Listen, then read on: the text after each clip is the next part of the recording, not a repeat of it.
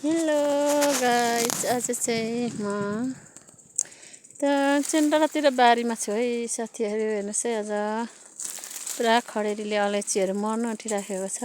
यस्तो सुक्खा ठाउँमा अलैँची लगाएको छु अनि यहाँनिर स्प्रिङ्कल लगाइराखेको छु। आजदेखि पानी घुमाउन सुरु गरेको यहाँनिर। अझ भन्दा नि अस्ति असोजदेखि नै पानी त लगाइराखेको, तर अनि माथि सिजनमा पुगेको थियो, भिजाउँदै लाँदा आज फेरि गरेर तल झारेको छु।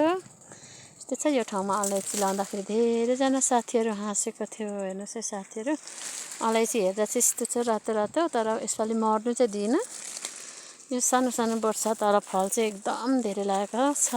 हेर्नुहोस् है साथीहरू, हाँसेको थियो यो ठाउँमा अलैँची रोप्दा यति धेरै फुल लाग्दैछ होइन। निकै माथिदेखि खिचेको साथीहरू। यस्तै छ है हाम्रो यो याङरकमा चाहिँ यस्तै छ। तेमुनातिर अब नस्पातीहरू ढक्कमक्क फुल्दैछ अनि हाम्रो घरदेखि पारिपट्टि पुल बनिँदैछ। पुलको लागि रोड खनेर पारि, अब यो पारिदेखि नै ठाउँमा जानुलाई त हामीलाई एकदम मजा आउने पर्यो। अब पुल बनिँदैछ। त्यसै साथीहरू, आज चाहिँ मौसम एकदम राम्रो छ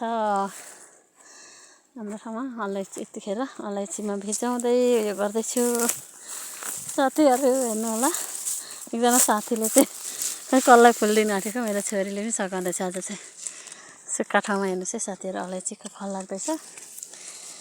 अलैँची रोप्दा त बिन्दास तरिकाले मान्छेहरू हाँस्छ थियो। अलैँची बगानहरू हेर्नुहोस् है साथीहरू।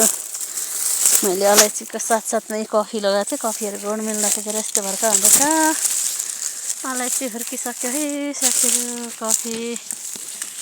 कफी फलेपछि खाने, तर मर्नु चाहिँ मरेन खासै। एउटा सरा चाहिँ मरेछ है साथीहरू। हेर्नुहोस् है अलैँची। अनि हाम्रो ठाउँमा चाहिँ यस्तै छ है। यो अलैँची लाउँदाखेरि हाँस्ने मान्छेहरू सबैले दिल खोलेर हाँसौँ होला।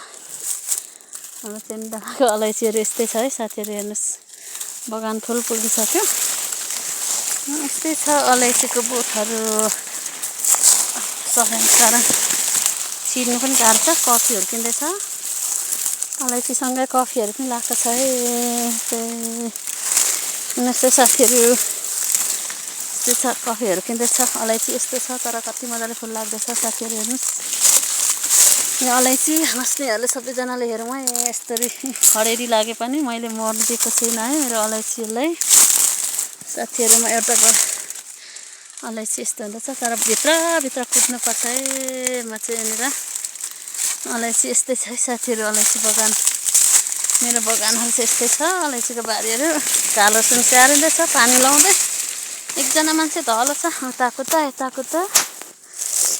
छ है साथीहरू। काम गर्ने गरिरहेको छु। अस्ति र माथिल्लो घरको साथी एकदम आलु खन्नेले आलु खन्दैछ, सिम्बल तरुल रोप्नेले माथि सिम्बल तरुल रोप्दै हुनुहुन्छ। हाम्रो बाबै एकजनाको कस्तो दामी गरे। हाम्रो ठाउँमा यस्तै छ है साथीहरू। चैत वैशाख लागेर एकदम डढी मर्दा पनि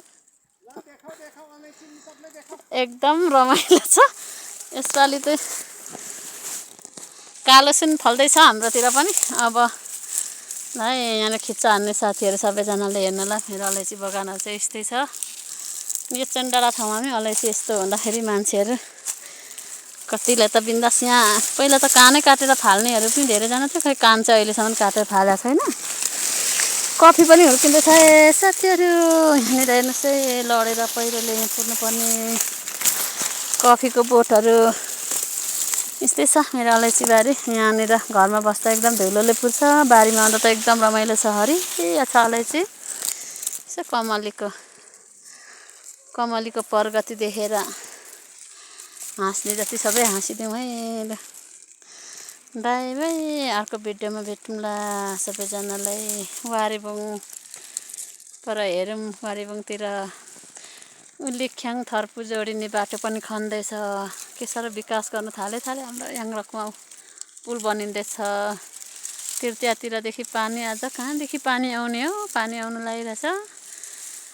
आज पानी आयो भने चाहिँ एकदम रमाइलो हुने पर्यो है साथीहरू। हेर्नुहोस् है, यस्तै छ। बाई बाई, अर्को भिडियोमा भेटौँला।